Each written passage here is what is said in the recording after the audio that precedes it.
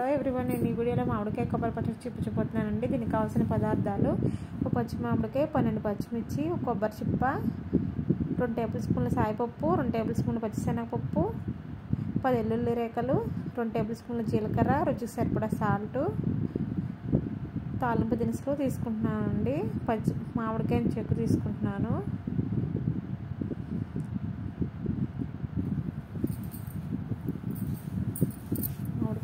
పచ్చిమిర్చిని 2 ముక్కలుగా చేసుకుందాం. నూనెలో వేయగానే పేలకుండా ఉంటాయి కట్ చేసుకోవడం వల్ల. కట్ చేసుకుని పక్కన పెట్టేసుకుందామండి.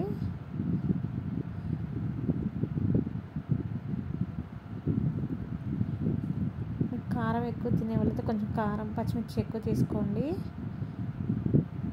మామిడికాయ తురుము తీసుకుంటున్నానండి. మామిడికాయ తురుము తీసుకుని పక్కన పెట్టేసుకుందాం. ఇది కూడా అన్నీ రెడీగా పెట్టుకుని స్టవ్ వెలిగించి ప్యాన్ పెడదాము. స్టవ్ వెలిగించి ప్యాన్ పెడుతున్నానండి. ఇవి వేయించడానికి సరిపడా ఆయిల్ వేస్తున్నాను.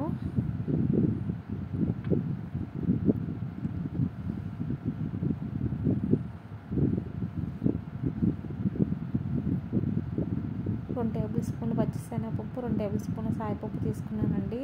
ఇవి వేయించి పచ్చడిలో వేసుకోవడం వల్ల టేస్ట్ బాగుంటుంది.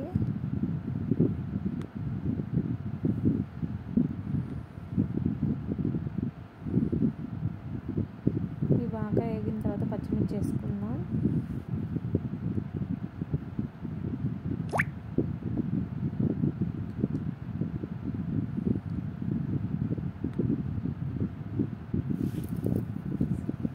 కొబ్బరి ముక్కలు తీసుకుని పక్కన పెట్టుకున్నానండి. మామిడికాయ తురుము, కొత్తిమీర, వెల్లుల్లి, జీలకర్ర, రుచికి సరిపడా సాల్ట్ వేసుకుంటున్నాను.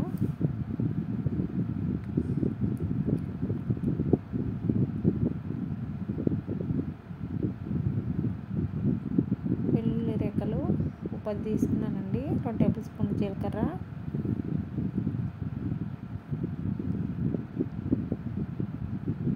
వేయించి పక్కన పెట్టుకున్నాం కదండి సాయిపప్పు, పచ్చిశనగపప్పు, పచ్చిమిర్చి, అవి కూడా ఈ జార్లో వేసేసుకుంటున్నాను.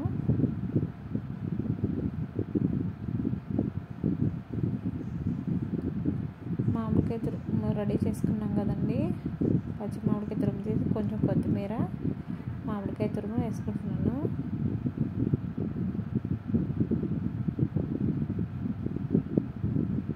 గ్రైండ్ చేసుకుందామండి.